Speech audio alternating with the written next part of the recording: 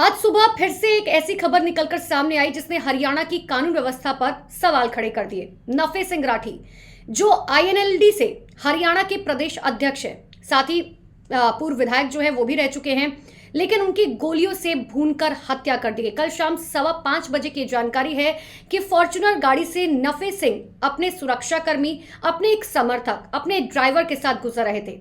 जैसे ही वो एक फाटक के पास पहुंचे, 10 मिनट के लिए वो फाटक जो है वो बंद हो गया था क्योंकि वहां से ट्रेन गुजर रही थी। फिर क्या था, एक i10 गाड़ी से 5 हमलावर उतरते हैं और उन्होंने ताबड़तोड़ अत्याधुनिक हथियारों से जो है वो नफे सिंह की गाड़ी पर हमला करना शुरू किया। जो बताया जा रहा है कि 40 से 50 राउंड फायरिंग जो है की गई है। अब आप ऐसे में अंदाजा लगा सकते हैं कि अगर किसी भी शख्स की गाड़ी पर 40 से 50 राउंड फायरिंग की जाएगी तो आखिर क्या कुछ होगा। हालांकि जो जानकारी अब तक है कि नफे सिंह राठी की को जो है तुरंत अस्पताल ले जाया गया, लेकिन वहां पर डॉक्टर ने उन्हें मृत घोषित कर दिया। उनके साथ जो समर्थक थे उन्हें भी मृत घोषित कर दिया गया, लेकिन जो ड्राइवर है और जो उनका सुरक्षा कर्मी है फिलहाल उनका इलाज जारी है, क्योंकि बताया जा रहा है कि उन्हें भी जो है कई गोलियां लगी है।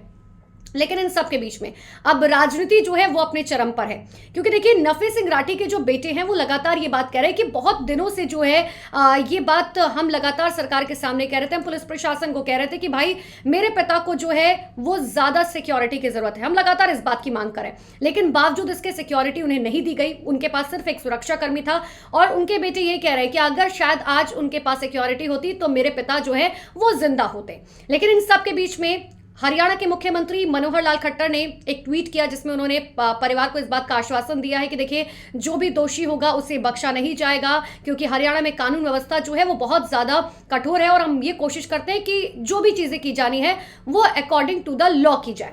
लेकिन इन सब के बीच में अब आप समझिए, अभय चौटाला की अगर हम बात करें तो अभय चौटाला अब ये कह रहे हैं कि देखिए पूरे मामले की सीबीआई जांच होनी चाहिए। लेकिन इन सब के बीच में सबसे बड़ा सवाल ये उठ रहा है कि 2-3 चीजों पर लगातार शक हो रहा है। सबसे पहला ये कि लगातार रेकी जो है वो की जा रही थी नफे सिंह राठी की। बहुत अच्छे से हमलावरों को ये बात पता थी कि नफे सिंह राठी जो है वो कब उस फाटक पर पहुंचेंगे, और उन्हें यह भी पता था कि जब उनकी गाड़ी फाटक पर पहुंचेगी तो उसी वक्त फाटक जो है 10 मिनट के लिए बंद होगा।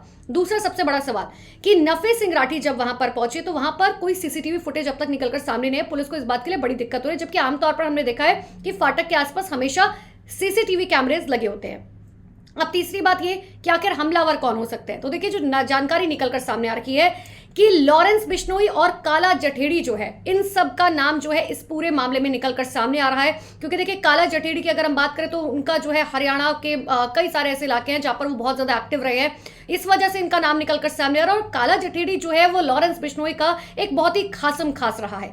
अब हालांकि क्या ये पूरा मामला आपसी रंजिश का है, क्या ये पूरा मामले की वजह जो है कुछ और है, या फिर ये जो हमलावर थे क्या ये असली हमलावर थे, या फिर जो है इन्हें हायर किया गया था, किसी ने इन्हें पैसे देकर जो है गोली मारने के लिए कहा था, या क्या कुछ है। हालांकि अभी ये मर्डर मिस्ट्री जो है वो सॉल्व होनी बाकी है। लेकिन इन सब के बीच में जिस तरीके से नफे सिंह राठी की हत्या की गई उसके बाद लगातार इस बात के सवाल उठ रहे हैं कि आखिर हरियाणा में किस तरीके से हमलावर जो है वो घुसते हैं एक शख्स की, एक बड़ा शख्स जो है प्रदेश अध्यक्ष है आईएनएलडी के, और उसकी हत्या कर दी जाती है। तो ऐसे में आखिर आम आदमी कहां सुरक्षित है।